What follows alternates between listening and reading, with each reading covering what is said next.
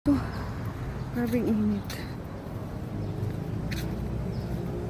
Ano, bulaklak ito sa pader nila. Pagsundo kay Julia.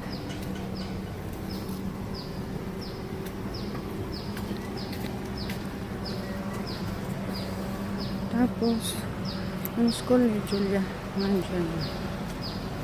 So,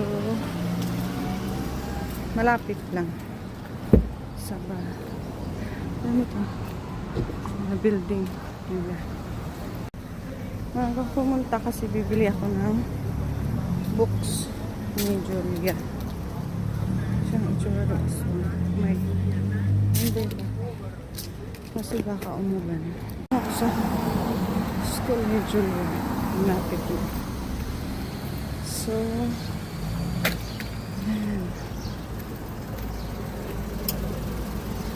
kain. So, pasok lang tayo sa loob. Okay. Bibili ako ng books. Ang ganda ng halaman.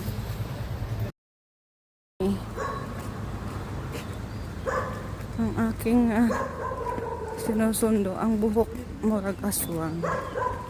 So, ito yung view ng langit. Parang uulan na hindi uulan.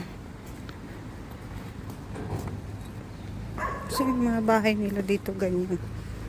Ganyan ang style. So, maglalakad kayo paloob ni Madam Julia Cuckoo-Bird. Hello. Hello. The face like, ay, kape.